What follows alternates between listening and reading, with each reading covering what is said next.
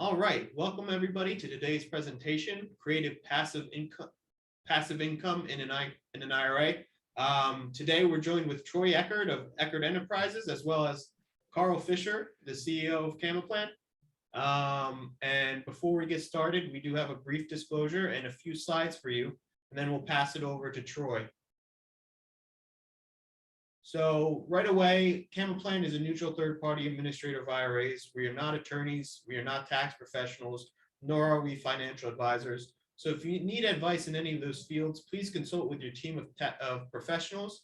Bring Camaplan into the conversation. We'd be more than happy to go off the advice of your professionals and make sure everything is smooth and efficient. We also do not sell or endorse any products. We'll never call you with the next, shiny investment that you can make out of your IRA. We simply facilitate the transactions and keep record of the transactions to report at the end of the year to the IRS. Here's my contact information. So if you have any questions on what is discussed today and how it applies to your IRA, please give me a call, send me an email, and if you're not a client yet and you told me that you heard about us on today's presentation, just include that in the email and we'll waive your $50 application fee. So to get started, what is a self-directed IRA? You can go to any custodian and they'll tell you that your account with them is self-directed. What that means is you can direct your IRA funds into anything off of this list, which a true self-directed IRA, like the ones we offer, we don't have any list. You can invest into anything you want, provided that it doesn't breach any of the IRS prohibited transactions or disqualified persons, which we'll go over in the next few slides. You basically get to invest in anything you want. Basically, exactly. And there's also a great definition of self-directed IRAs on Wikipedia, if you want a longer page. So here we have some prohibited transactions. Basically, the main points that you want to take away from this is there's no self-dealing and no personal use. So if you own a property in your IRA, that doesn't mean you can live in the property, and that doesn't mean that you can go in there and work on the property. You can choose the color of the paint, but you can't go in there with a paintbrush and paint the walls. And that's just one of the examples, as well as any disqualified person, which will be the next slide we go over. Here we have a list of disqualified persons to the IRA. The people in orange are prohibited to the IRA, including you as the account holder. The people in green are okay to do business with out of your IRA. Mainly it's anybody of lineal, ascent, or descent from you, including parents, grandparents, your spouse, your children, grandchildren, and their spouses. And as I said earlier, you as the account holder, but you can do non-lineal relatives, such as your brothers and sisters, aunts, uncles, spouses, and parents. But this also includes any entities that these people own 50% or more of or have managing power over. So your LLC can't go in and do work on the property you just bought out of your IRA. Even if your IRA owns 50% and you own 50%, you can't stay in the property 50% of the time or do 50% of the work. There's no sweat equity and there's no personal use period out of an IRA. Here we have different avenues of income and how of $100,000 and what do you get to keep out of these different avenues of income. So to start off at the top, we have your basic W-2 salaries, your 1099 salaries. You earn $100,000, but you pay $40,000 in taxes in this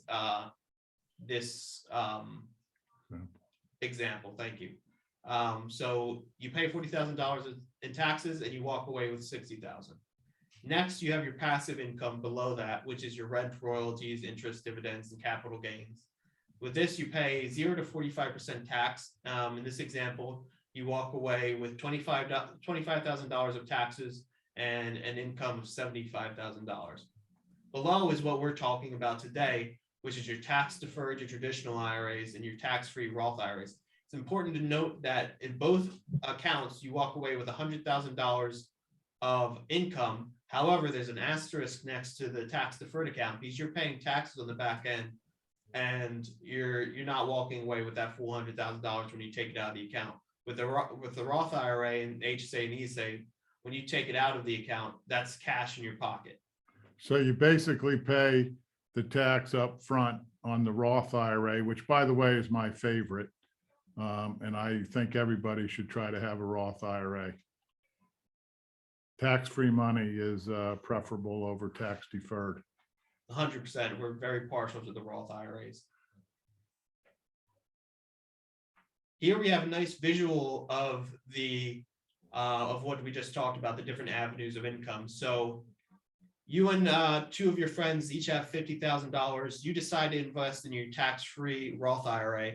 One of your friends decides in green to invest into their tax-deferred traditional IRA. And then another friend decides to invest it out of their personal income. Here we have an example where it's all at a 30% tax bracket and a 10% rate of return. Over 40 years, you can see the change in the blue tax-free account. You walk away with $2.2 million cash in your pocket because you already paid your taxes up front. Everything you earn after that is tax-free. Your friend who invested with their traditional IRA, they made $2.2 million as well. However, when they went to take that money out of the account, they had to pay taxes. They ended up paying $700,000 worth of taxes and only walked away with $1.5 million. Your other friend, who was not as lucky as you or your traditional IRA friend, only made $700,000 because they were paying taxes all the way through. So the other way I like to think about this is because I take 10 or 15 or 20 minutes and fill out a form and I do the exact same investment, I can walk away with $750,000 if I don't spend those 20 minutes, or it can be over 2 million if I do spend 20 minutes and put it in my favorite Roth IRA or other tax-free income such as an HSA or an ESA. So I love the Roth IRA. Here you go, Carl. This is better done by you. Okay, so since I've started talking anyway, not only do I have multiple Roth IRAs, but I'll break them up based on liability. Troy's going to talk to us today about investing in real estate, and real estate's one of my favorites. My mom and dad were in real estate and their moms and dads were in real estate. So I kind of grew up around it in the family. But with real estate, you have the possibility of lawsuits. So it isn't very, I shouldn't say very risk-free. There's always some risk in real estate. So each piece of real estate I buy, I put in a separate IRA, especially if it's in a different town or associated in a different situation, because it has liability. Now, mortgages and cash, I'll keep in a third one because those have very low liability actions associated with them. I'm not going to get sued much. And if there is trouble with one of the mortgages, as an example, I'll move it off. Hit next slide for me. The other reason I'll use these accounts, I apologize for these slides. Evidently, it changed on the Mac. I use a PC, but I like the other ones there. The other things is sometimes I'll put these accounts in my mother's or grandmother's name because they're able to take that money out now, and I don't have to wait till I'm 59 and a half to take that money out, which is what I did with my mom or my kids' grandmothers. They're beneficiaries of my mom's IRA. And if they work that IRA, then my mom can take the money out and share it with her grandkids. So there's many reasons to have these Roth IRAs, and they're good for generational wealth transfer, tax-free. So I like people to understand that. And, you know, one of the things is you can have more than one Roth that a lot of people don't understand, and transfer as many times as you want to between them. Next slide, please. Beneficiaries. Some people will have, you know, one IRA and make all their kids beneficiaries. So if you had 4 kids, you'd put 25% beneficiary in there. Other people take their Roth IRAs or their traditional IRAs, and they'll make one IRA for one child and another IRA for the other child, and put different assets in them. So it gives you a lot of flexibility to transfer to the next generation. I do want to bring up, however, at the end of 2019 and effective 2020, the rules were changed, and these will no longer be going on for the beneficiary's lifetime. They'll be limited to 10 years, but that's still 10 years tax-free income to your kids plus your whole lifetime. So open up an account for your grandmother, your mother-in-law, your dad, get the 5-year clock ticking. So any Roth IRA they open in the future is already seasoned, and you can take earnings out as soon as you're 59 and a half. Or if you want to take them out earlier, you can talk to us or your accountant or your financial advisor about 72 distributions. A lot of people think that the money they make has to wait till you're 59 and a half. You don't. There's several different ways you can get that money out earlier than 59 and a half. And just talk to any of your Camaplan representatives to help you figure that out. Next slide. That's it. So, all right, at this time, number one, I'd like to, I hope you guys got a good feeling for the Roth IRAs. And I also want to touch a little bit on due diligence. Before you go into any investment, I think you should do due diligence on the people involved in it. And that includes Camaplan. Before you open up an account with Camaplan, I want you to do your due diligence. We have a page on our website under Why Camaplan that's identified as due diligence. And we have most of the questions that everybody asks us for due diligence right there. If you have any other questions, feel free to contact us. We've been in business for since 2004. Myself and my sister opened the company because we were investors, and we set it up, what I say, by investors for investors. So that was how the fee structures were set up, and that's how we wanted to be treated. And that's the service that our staff stands by. So I was with Troy this weekend in Atlanta. We were talking with a lot of accredited investors, and I got to meet Troy, and a little bit more, get to know him and build our relationship. Very, very bright guy, has a lot of knowledge on land contracts, mineral rights. So again, he falls into that real estate world that I love to be in, and I think is great, at least for my IRA, because I am biased, as you could tell, by the Roth and real estate. So Troy, if you can take over, we would be glad for you to share a little bit of information. And then if you could stick around at the end in case we've got questions. Absolutely. First off, William and Carl, thank you so much for having me on as a guest. Let me see if I can figure out how to get this thing cranked up here. Here we go. Let me just introduce myself while I'm getting this video set up, or this presentation set up. Can you guys see that on the screen okay? Did I do it right? Yes. Okay, perfect. For the viewing audience and the participants, I just want to thank Camaplan for the professionalism that they have displayed. I would call the investment landscape the last 10 to 20 years somewhat a accelerated roller coaster ride. And it's a roller coaster ride in the way that assets are being managed. It's a roller coaster ride in the markets themselves. And really it's about, who's controlling the speed, the throttle, and the type of roller coaster that we're on. One of the greatest things about a self-directed IRA is it puts you in control of that speed. It puts you in control of the ride you're going to take. And what most of us, including myself, may have failed to do the last 2 or 3 decades, we fail to recognize the tools that have legally been available to us to maximize our returns, protect our self from liability, and to really use the rules and policies in place by the IRS to maximize our returns. And I think, just from my own perspective, when I look at the self-directed IRA class, as far as the way to save your money, it's unusual, but I've had a self-directed IRA since I was in my 20s. Don't know how I came to figure out about self-directed IRAs, because I'm now talking to investors in their 50s, 60s, and 70s who didn't even know about some of these tools, such as self-directed IRAs and other means such as the Roth conversion, et cetera. So I sometimes feel like I'm that cobbler. My kids don't have any shoes, but I'm a great shoemaker, and I'm wondering what happened.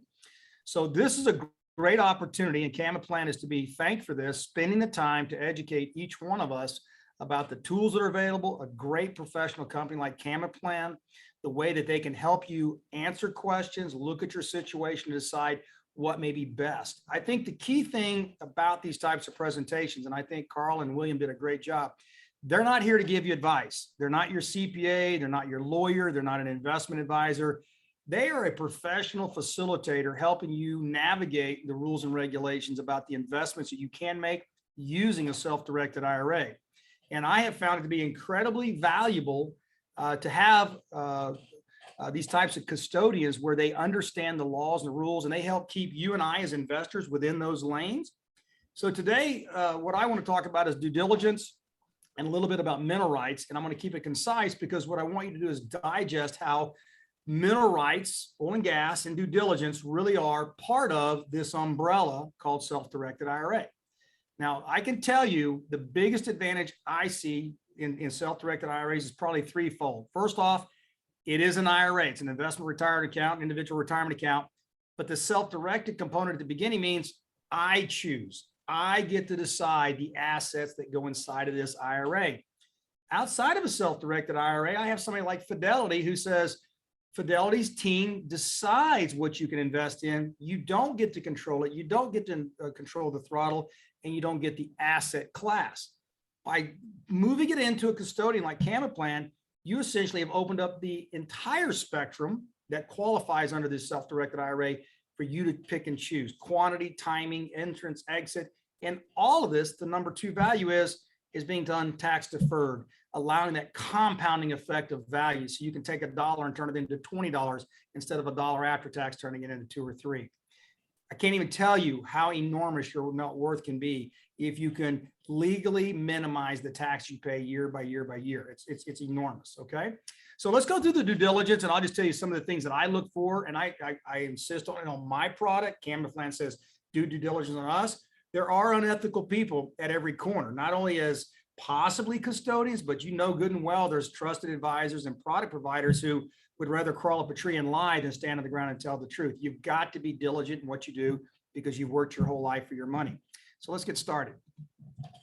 First off, there's a lot of due diligence. For those of you who don't know, I've been in the investment world since 1985. I started off as a licensed FINRA broker.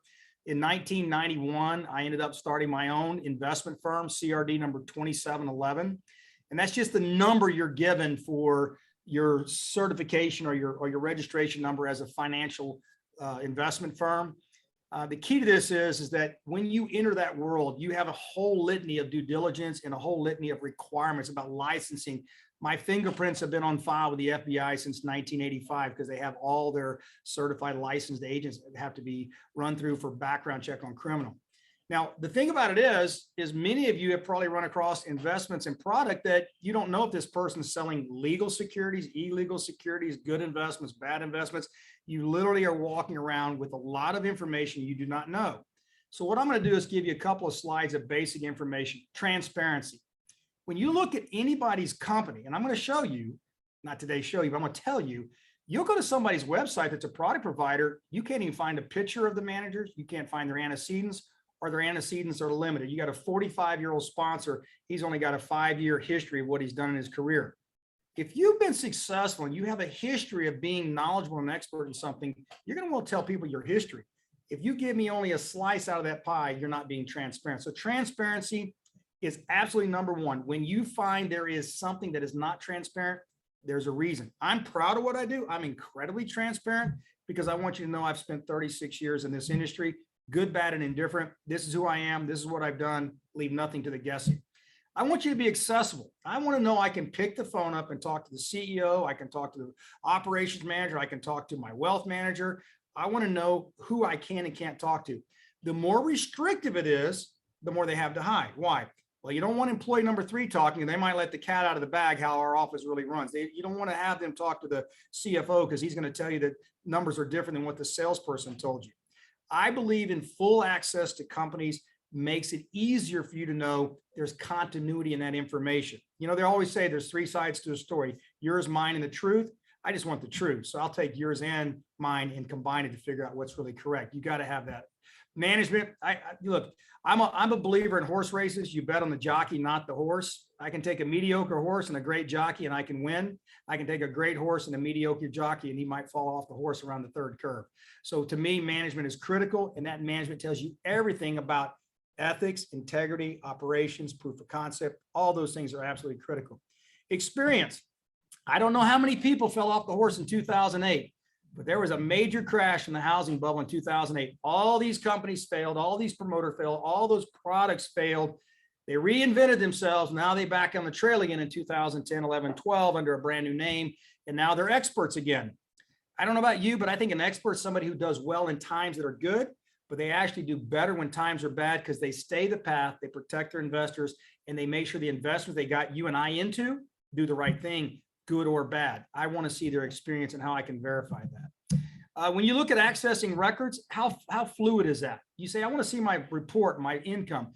Once they get your check, are they giving you those follow-ups and updates? Are they communicating with you? I spend hundreds of hours, thousands of hours a year traveling around meeting investors. This weekend was a great weekend. We had a big event going on in Atlanta. I had Friday, I got there a day early. I had a lot of time with one-on-one clients, went to a client's house for dinner. He invited over 6 of his friends and other accredited investors. And here's what I like most. He was completely undeterred. He was wide open, talk to anybody, ask questions to anybody. Because why? Because the host of that event said, look, we all talk the same language, facts, truth. We come together as a collective, like-minded group, ask any question you want. So I want that client partner interface. I want to see who else is investing in the same product. How many other people are invested with Camaplan? How do they do? Oh, they're a great custodian. They do a great job. Carl and his team are helping us figure out the best way to utilize our Roth or traditional IRA conversion. That's what it takes to be successful, ladies and gentlemen. The lone wolf is alone, but they're also the first one to perish because nobody's there to help them or protect them, or at least keep the other bigger wolves away. Disclosures, again, I said that at the beginning. I can't tell you. If you're going to sell me a product, I want to know where you got it, how you paid for it, how you're going to report it, where's your fees, what are you asking for, what's your financial incentive? Because the only body that wants to do you a favor is a guy who wants to take your wallet. People need to make money. Camaplan makes a fee. I make a fee. I don't have a problem paying a fee. What I have a problem is paying a fee where the underlying asset has no chance, because what you're charging in a fee makes it absolutely onerous or improbable that you're going to fulfill your financial model. Criminal and regulatory. You'd be surprised, ladies and gentlemen. You simply do a basic background check and find out this person or people have felonies, cease and desist orders with Securities and Exchange Commission. They've been banned from the industry. They got lawsuits pending. You say, well, you think somebody with a nice Texas accent would call and have some kind of criminal background? Ladies and gentlemen, it's like I tell my granddaughters, which I'll have number 7 here in about a week. The boogeyman doesn't come dressed with scars on his face and a black hood. He comes dressed like you and I, and he looks just as normal as possible. That's what makes him so dangerous. Criminals and people who have ill intent with your financial resources look just like every Tom, Dick, and Harry who's going to come shake your hand and steal your wallet while you're not looking. All right, let's talk about the one thing I think most investors sometimes put to the side, and it's critical. It's your common sense. I'm probably more harsh than most people because as a owner of an investment firm, I did thousands of due diligence on people who wanted my firm to sell their product. And I would have my questions, I'd have my forms, and they would mostly never get to the point of answering 85% of the questions.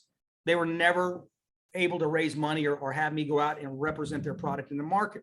The common sense is just like walking out of a restaurant, you're going to walk to your car and you get that 6th sense and your hair goes up on the back of your neck. Your body knows, your mind knows, your common sense knows what's good or bad. You must use that common sense. In today's digital world, criminal activity is higher than I've ever seen it. And I want you to be aware that you've got to do Zoom meetings like this. You got to talk to Carl. You've got to get to know the people managing your money and giving you advice. Because let me tell you something, there's just as many crooked CPAs and many crooked lawyers as there is guys holding guns on the street. I've seen it. I've watched it for 40 years. It's critical. Common sense prevails. Nothing overcomes expertise or experience. I've been in the oil and gas industry since 1985. I have been involved in U.S. domestic exploration, pipeline, seismic, mineral rights. I have a lot of investments in traditional real estate. I do it for my own account.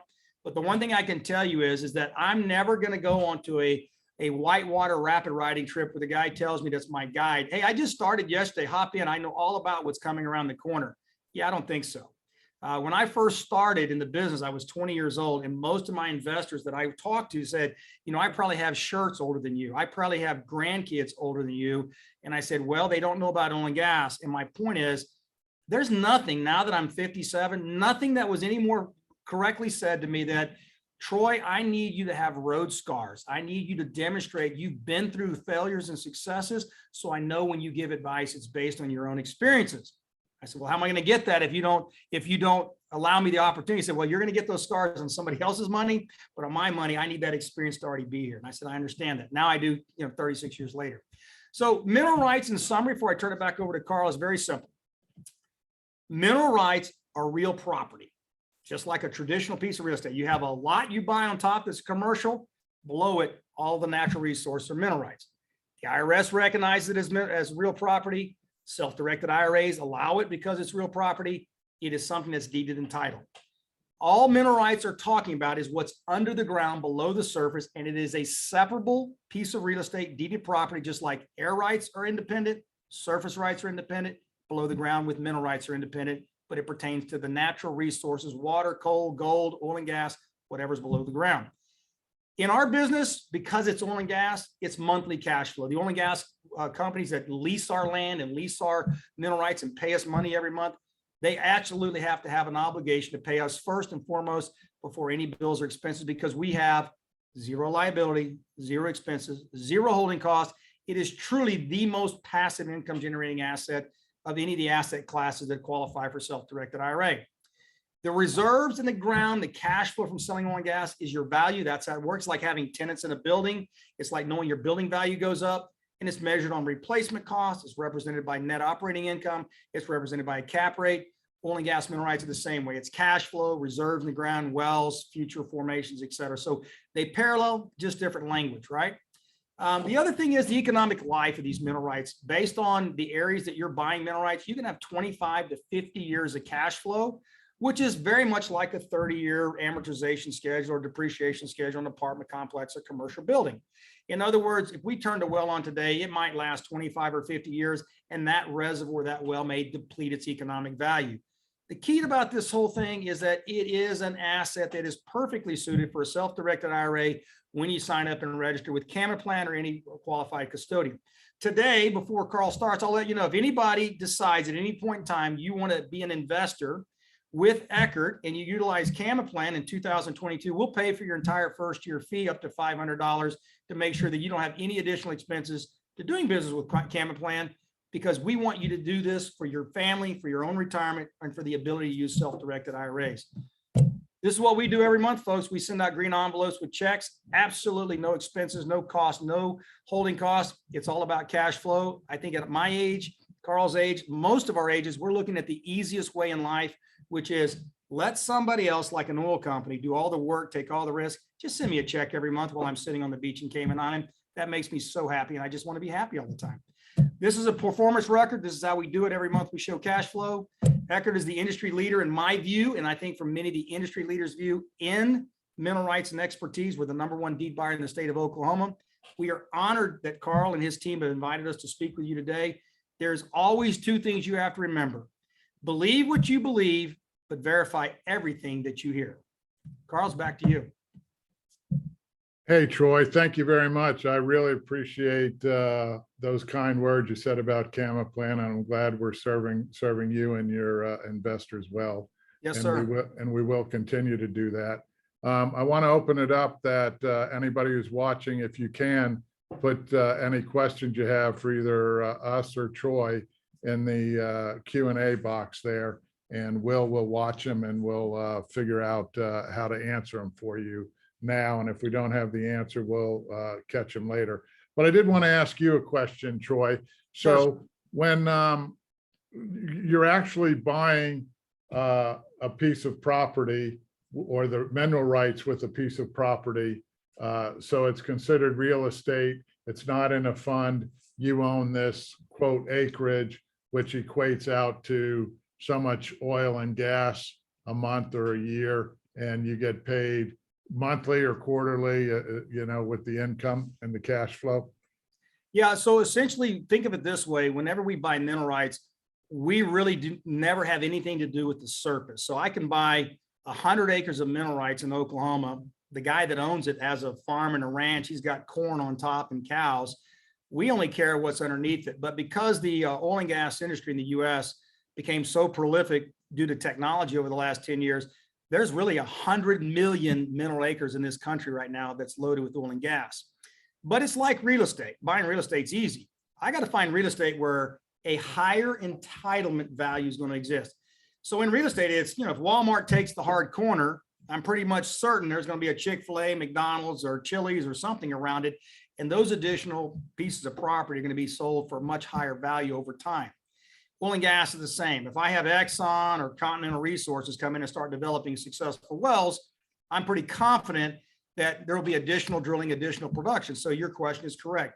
It's about looking at the mineral right with the complete focus on the activation of oil and gas wells being developed or already being drilled, monetizing or calculating in a model what that cash flow looks like, no different than looking at, let's say, an apartment complex or self-storage, and then looking at what the growth opportunity. In traditional real estate, you look at cutting costs, increasing occupancy, having a higher value as a result of market share. Oil and gas is the same way. We look at what's cash flowing today, the future development that's going to take place, the improvement, which I would call like raising your rent rates, how much better the wells being drilled today are than they were 5 years ago because of technology. And all that kind of goes into that valuation for that minerals that we buy. The nice part about it is, in my view, every mineral right that we acquire has $1 billion oil company with massive payrolls of geophysicists, geologists, and engineers that are all doing everything. They're saying out of 100 million acres, where's the best 100,000 acres to develop in 2022? So we're surgically only buying the minerals under the very best, highest value minerals in the entire country, which makes my job that much easier. I don't have to be smart. I just have to follow the smartest guys. I like that approach. Yes, sir. Coming in second's all right. I like that. If somebody else is cutting the path. And paying. So we think a lot alike. I could tell that by seeing you this weekend. Yes, sir.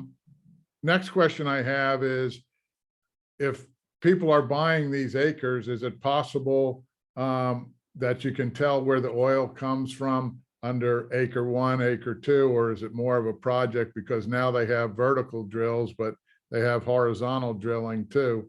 So how does that work? Can I buy a quote dud acre of Yeah, that's, oil? you know what, I tell you, that's a great question because 99% of most investors have no clue how the oil and gas industry works. In the old day, let's call it 20 years ago, a geologist would pick a reservoir they found on seismic at 1.5 miles below the ground. They'd propose the well. They would calculate how much acreage it covered, how thick the zone was, and say, we think it has 100,000 barrels in the potential sand reservoir at 1.5 miles below the ground. We're going to drill a 7.5-inch hole straight down, which is the size of a picnic paper plate. And we hope we hit it right on the money. And if we're right, this is how much money we're going to make. Minerals were very risky 10, 15 years ago because whether you drilled the well or you bought the minerals, if they missed it, you lost your value in the minerals, right? It's different today, which is why the US is now the #1 oil producer. What they discovered is we have essentially 20 buried Grand Canyons that have existed for millions of years, about 1 mile to 2 miles below the earth. They're in Texas and Ohio and Pennsylvania and North Dakota. And these reservoirs, it'd be like taking today's Grand Canyon from rim to rim and filling it with dead plants and animals, like a pot of rice, pressure cooking it over time. The magma in the earth cooks it. When it boils, it takes it from rice and turns it into steam, which is natural gas. And the liquids in there are the combination of the rice and the liquid. So we've got these huge kettles below the ground. We've known it forever that they've existed. The problem was the actual contents were contained in something as hard as wet concrete. How in the heck can we make it flow? What they decided is take that 7-inch wellbore, turn it sideways, drill out 1 or 2 miles. Now a single vertical well going horizontal was like having 200 wells at a time. So we multiplied the exposure. And then the engineers who were very, very smart came in and said, to get the water out of that wet concrete, let's just run a jackhammer down the middle. The water will migrate to where we cracked it. Now we can drink the water because it goes to the point of least resistance. So they would drill these horizontal wells. Then they would come in and put in a sand frac, put in beach sand, put it under high pressure with water, and that sand would wedge its way into that crack and keep it open. That's why it's called a proppet. So to answer your question, what would happen is that instead of having to find that 7-inch hole, we now are like taking a rock, standing on the edge of the Grand Canyon and throwing it, say, can you hit the hole in the ground? Yeah, it's 200 miles wide and 300 miles in length. These buried Grand Canyons, like where I'm at, is like hitting the Grand Canyon. And how you avoid trying to pick the winning lottery ticket, the right acre, is the way Oklahoma works in their rules and regulations. Back in the land grant days, they said, look, all you cowboys get a horse and a flag. Run out and put a stake in the ground and you get 1 square mile. They did that 150 years ago. So they didn't want anybody to get ripped off. They said, so what we're going to do is we're going to make a state rule called forced pooling. If Carl drills a well in the middle of this square mile, anybody in that 640 acres who's in that permitted square mile gets their proportionate share of all oil and gas produced, whether it comes from the northwest half, comes from the southern half, whether it's 2,000 feet deep or 10,000. If you're in that permitted square mile, you get mathematically your share. If I own 64 acres, I get 10% of all the oil and gas reserves, no matter where it comes from, at any depth.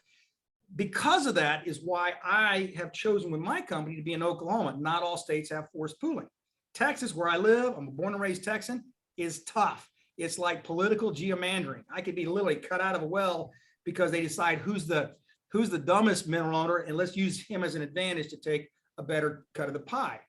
So your question is, how do we know we end up with a dud or a good well? It's simple. We follow the 5 or 6 biggest operators in Oklahoma. They advance, tell us where they're permitting, where they're drilling. They have to record it because now everything's on the internet.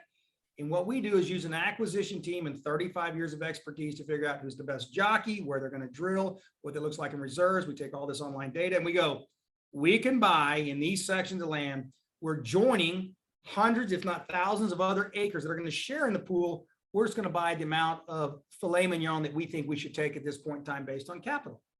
So I'm making it sound very simple, but to be candid, what was very difficult 10 years ago today, to me, is like 3rd grade math. I just happen to be able to utilize 35 years experience to make it look like 3rd grade math, and our investors get the benefit of that 3.5 decades of expertise. Well, yeah, it's like self-directed IRAs. To you, it sounds really easy. And to me, it sounds really easy. But the first time you're doing it, it's like riding a bike. I got to tell you, Carl, that's not true. I've been trying to move some money in my self-directed IRA the last year because as the cobbler, my kids had no shoes. I've had IRAs for 30 years. I haven't looked at them. I haven't managed them. They're undercapitalized. So when I talk to professionals like Camaplan, and you're talking Roth conversion, checkbook, and this, I'm like, man, it gives me a brain ache. I will tell all the people on this view today, what looks like is a pain in the neck and complicated, or at least it's a little confusing to you, is exactly why you got to use Camaplan. You got to use somebody who does it every single day in what looks like a pain to us successful entrepreneurs and business people. Busy, busy, busy. Take the time, fill out the forms, let Carl and Camaplan do it for you, because at the end of the day, every year it's done correctly. You follow the IRS rules. And now you type A like me, entrepreneurs, now you have control of your money and you can invest with the qualified assets. And Carl does really the heavy lifting. They do all the work, the paperwork, the filing, the crud I hate to do. Carl and Camaplan does it, which means, guess what? Carl's my favorite guy today, right? I don't want to do it. Thanks a lot for that commercial too. I owe you dinner. Yeah. The next thing we have here is, especially, like gas was, or gas and oil was like minus $37, I think, within the last year, if not within the last year and a half. So what kind of a return did people see, in the good times and the bad times? And basically, how long are the leases that you have? Okay, so and that question comes from William Betts. I don't want to take credit because it is a good question. No, it kind of goes hand in hand with the entire ESG comments. I saw 2 or 3 of the questions on there. So let me help the entire viewing audience. What basically happens is 2 things. Saudi Arabia and Russia and OPEC, they know that we have to file public records as U.S. oil and gas companies. We have to file on our reports because they're private equity, public companies. We all have bank disclosures because we have covenants with the bank. Saudi Arabia and Russia figured out every 4 or 5 years, if they flood the market, crash the price, it wipes out half the oil and gas companies, because by federal law, banking law, public disclosure on the SEC, you're telling everybody, I'm not making money, I'm out of covenants, my reserves aren't worth what they're supposed to be. So they've killed us twice, 2014 and they did it again right before COVID broke out in 2020. What happened on the 37 negative dollar value is that traders had made their positions and everybody was trying to sell before they got the bottom dollar. The last guy out the door had to pay $37 to get out of his contract because he probably had another $12 to give before he was completely broke. So to me, what all this anti-fossil fuel, the Biden administration pushing back all these federal regulations, cutting off federal lands and drilling, trying to use the EPA, this new push for the green energy ESG, ladies and gentlemen, all of that is like beautiful music to my ear. Because 100% of this country uses oil and gas every single day, including Tesla, including the windmills, including solar. We're producing about 18% less than we did a year and a half ago. There's no capital coming into oil and gas because they've been punished and told, you will go invest in ESG and this other stuff. So what's happening on the front of oil and gas, there was a huge going out of business sign that was posted March of 2020 because of Saudi Arabia and Russia saying, no drilling, no oil and gas. They flooded the market, negative $37 oil. Then here comes COVID, 30% drop in demand for fossil fuel. Being an old seasoned guy, I've been doing this 35 years. I looked and said, oh my gosh, there is a God. He has provided me the perfect storm of no competition, unlimited top tiered minerals, and absolutely all the conditions within the government and the market to say, because they don't like oil and gas, they're not going to drill as many, which means every producing well and barrel of oil is going to be worth more money. So what we did is we dug in. Now we have over $100 million of cash flowing minerals. And right now our minerals are going up every month in performance. Last month we were 15.8% cash on cash. This month we're at 17.26 cash on cash across all portfolios because all of our modeling was done at $45, $60 oil. We're at $85 today and $4 gas. So this is about really the confidence that these billion-dollar companies are drilling the very best wells. The reserves in the ground are worth a heck of a lot more than they're spending to drill those wells. And we get to sit back on the front porch and get 12.5 to 25% of all the revenue every month, free and clear with no expenses. Whether they file bankruptcy or not, we get free money every month called a royalty payment. It's the best asset I've ever seen in my 36 years. The market was not ready for this little game until about 3 years ago. Now it's absolutely a private investor's perfect passive income opportunity. So Troy, what's the minimum to get into, in the industry or in your company? Well, there's a lot of people peddling mineral rights. I would tell you, honestly, not trying to promote Eckard, but 9 out of 10 are crooks, liars. In fact, one of the biggest money raisers in Dallas right now actually was busted for the largest Ponzi scheme in minerals in 2013, went to jail for 2 years. No antecedents on his website. He's hiding. So don't worry about the minimums. Here's the way it really works. This is a capital deployment. So Carl and I were just saying, he loves real estate. We all have money in cash and stocks. We know that inflation is probably running, according to the federal government, 6.7%. According to the really good speaker we had, Carl, on Saturday, he was saying, what, 15.3%? Yeah. So you're starting off with a negative 6.7 to 15.3%. If you have any money that's not generating higher than 6.7 up to 16%, capital is being eroded. 100,000 a day is going to be worth 93,000 by the end of this year, or it could be worth 85,000. We put together portfolios ranging about $5 million to $15 million per month. Our minimum investment is 25,000, but let me just tell you, I'm not under any pressure. All the minerals I buy before you ever look at them, so I already own them. The truth is, we really want you to treat this like Carl wants you to treat your retirement. It's a long-term play. Think to yourself where you might be repositioning capital, and then work with our team, or any, doesn't have to be Eckard, work with any team in the energy space and say, I really need to put 100,000 to work. We're going to say, let's spread you over 4 or 5 portfolios. Massive diversification gives you portfolio diversification, gives you kind of like a laddered bond portfolio where those wells and projects are coming online. And the idea here is that the minimum really is more in your mind. It's about what you want to do with your money.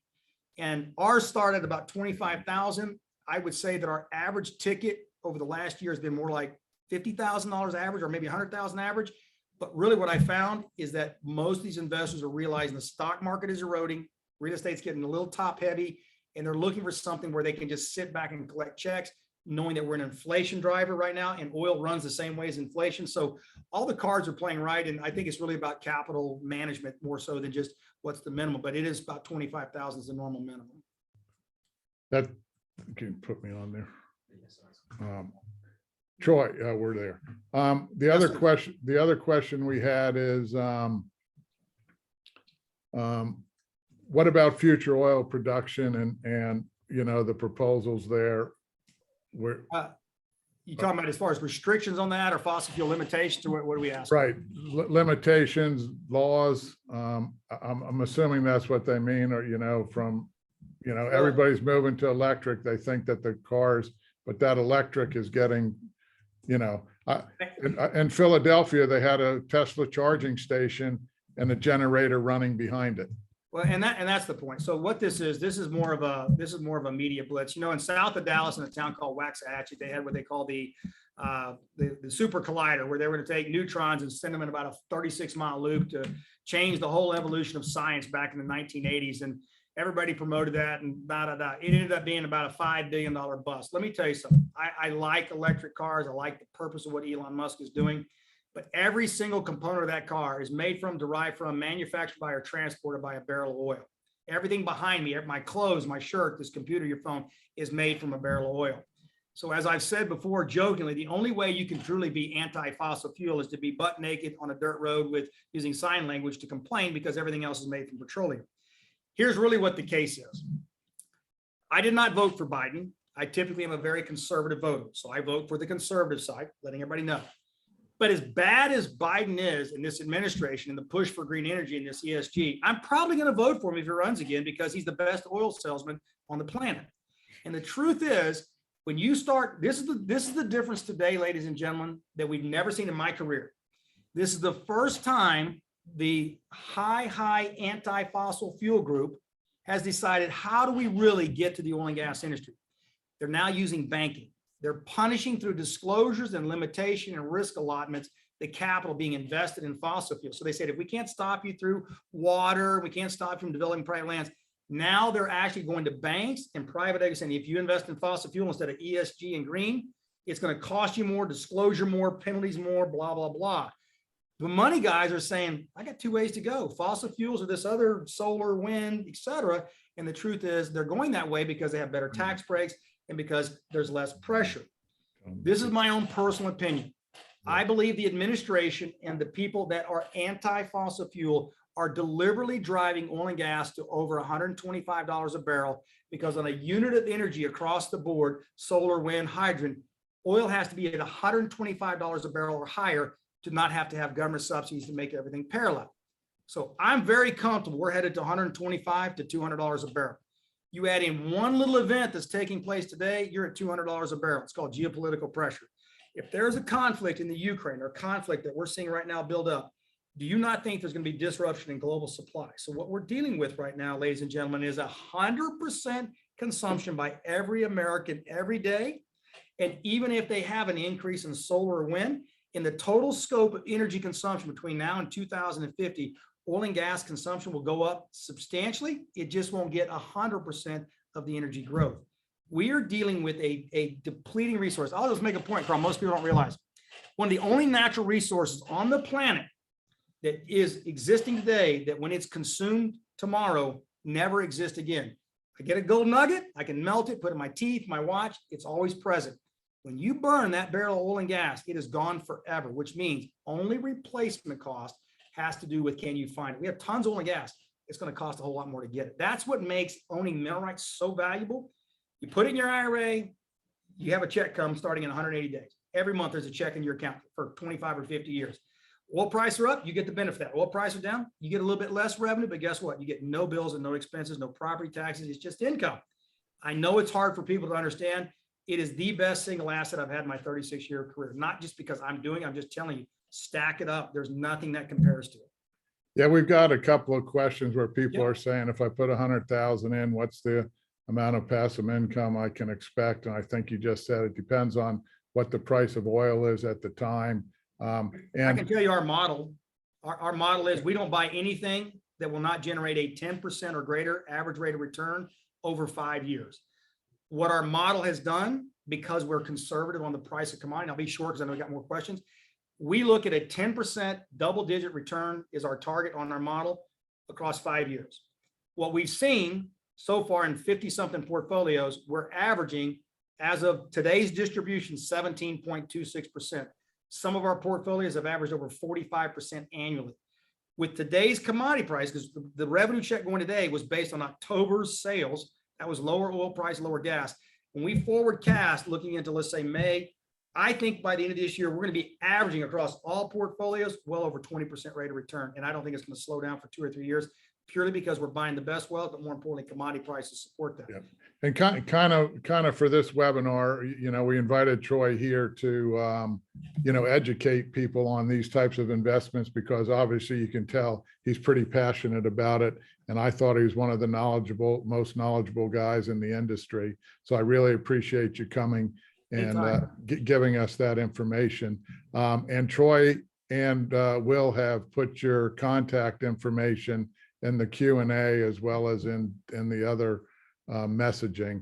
So if you have any of those questions and you want to get started, you know, with this type of investment, the best thing is to go with your contact information or hit your website or what, Troy? Yeah, they'll just drive me an email. I put my cell phone down there. You call me on my cell phone. I've got a team of wealth managers. They're paid salaried or not commission, and they're managing clients' investments, and they'll help you figure out if a self-directed IRA, a cash account. They'll help you set up the account with Camaplan. But the key for us is we're really not under a lot of pressure, because our biggest issue today is when we come out with a portfolio, it's usually sold so fast. We're having a product issue, which I like, but I'm just not in a hurry.